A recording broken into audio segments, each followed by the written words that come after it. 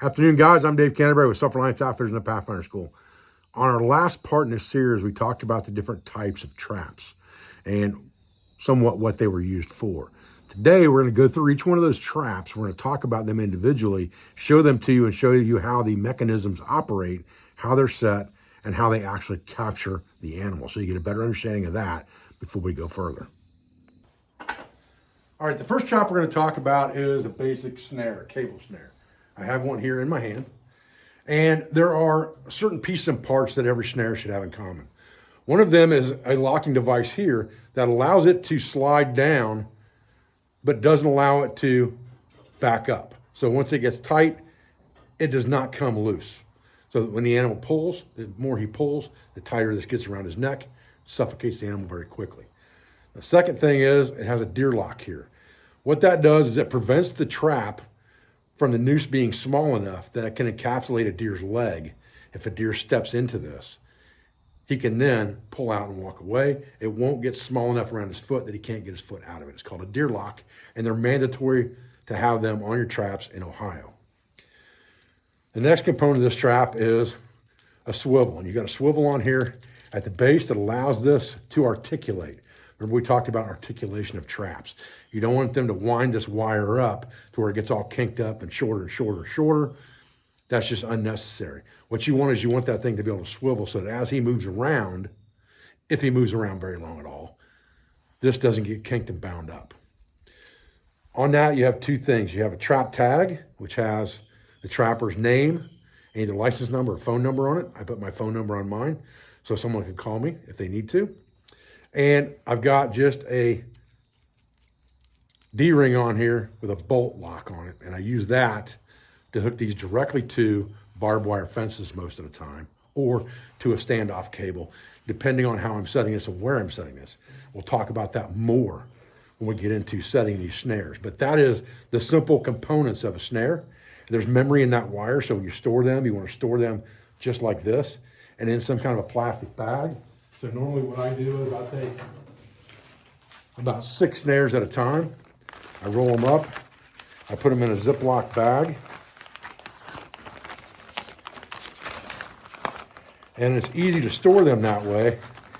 They don't get rusted that way. And they're easy to throw into a pack basket or the back of a four-wheeler or whatever I'm trapping off of to employ them. Then you have snare stands that go along with this, depending on how you're setting those snares. We'll talk about those as we go as well. Okay, the next trap we're going to talk about is a body grip, and we'll use this 160 for an example. And again, 160 pounds per square inch when it closes on the animal. Now, this is a 160, and it has 2 springs. It's the same size as a 110, but it has 2 springs, so it exerts more pressure.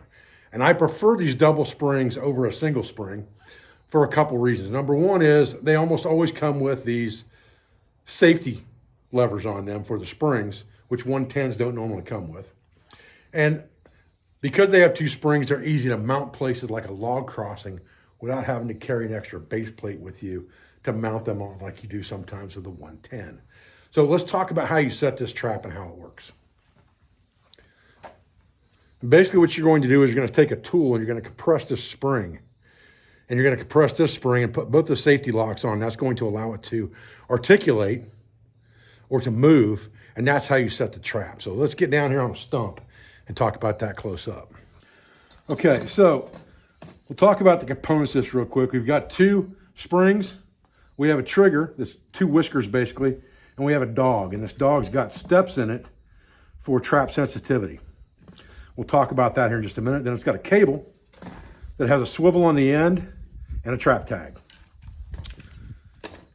9 times out of 10, the animal gets in this, he's going to be dead. The other reason I prefer the 160 over the 110 is a big buck mink is a pretty tough animal, and a 110 won't always kill them immediately.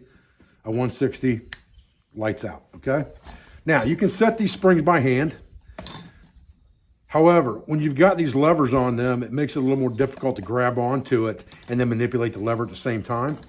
So you're better off turning it so the lever is up toward you.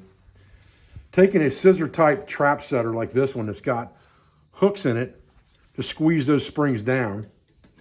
grab it on the inside of the jaws, just like this, and squeeze it together. And then grab it with one hand and manipulate your safety latch over the top, just like that. And now, there's no way that that trap can go off unless this is moved. And we'll talk about that in a minute as well. Then we'll just flip the trap around. And again, we'll get that safety lever up. We'll get our trap setter on this dude, and we'll go inside the frame of the trap, and we'll squeeze it together.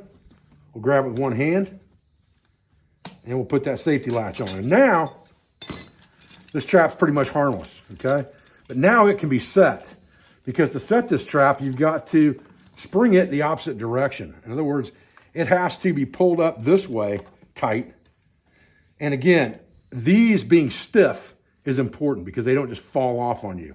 And I like that. That's why I like Belial traps really well. Now, you can adjust these triggers a little bit if you want to.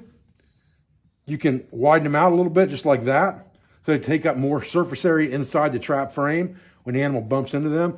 And it doesn't take much of a bump at all. The animal's not going to pay any attention to that. Trust me, he's going to run right into that bad boy. If there's something on the other side he's going after, or a log crossing or something like that, or you've got bait somewhere that he's trying to get to, he's going to push those out of the way like it's nothing in a box trap or something like that. So what you would do is you would fold this up, and now you have the dog or the latch here and the trigger here. And you're going to squeeze it together, and you've got two notches, one deep and one shallow on this dog that connect into this slot on the trigger. And so you're just going to go over the top just like that and connect them. Before you let go of this, always check to make sure that your locks are in the down position. So there's no way this trap can go off in your hand. Even if one of those springs goes off, it's going to lock around your hand. So you've got to be careful of that, okay? Once you've got that, then you can let go. Now, you generally want this trigger to be in the center of that trap, okay? Now, just to show you, I'm going to undo one side of this and not both sides, just to show you what will happen if you accidentally let one of these roll off before the trap's set, but you only have one spring on. This thing is still going to get you, all right? It's still going to get you. It's going to get you with one spring, not two, but it's still going to get your hand. And it's still going to hurt very, very badly, okay? So make sure that before you let go of that trap, once you've set it, that you definitely have both of those safety locks in place. Then it's pretty simple just to squeeze it together. Set that to the appropriate setting you want on the trap. You can set it to a very low sensitivity or very high sensitivity. This one right here is going to take more of a bump than this one. This one, back one, they barely have to bump those triggers. I've never found that really necessary. I've always found that the furthest one out gets them every time. Now, the good thing about these safeties is, again, it allows you to manipulate things a little bit without having to worry about the trap going off on you. And the reason I like these is because you can manipulate them straight down, and you can put a stake through these holes if you want to keep this thing in place if you were doing some kind of a trail set. But you can also bring those things down even with the log or over the side of the log and run a piece of trap wire underneath the log to connect it to the log so it's stable on a platform without having to put something on the log that's a peripheral piece of equipment.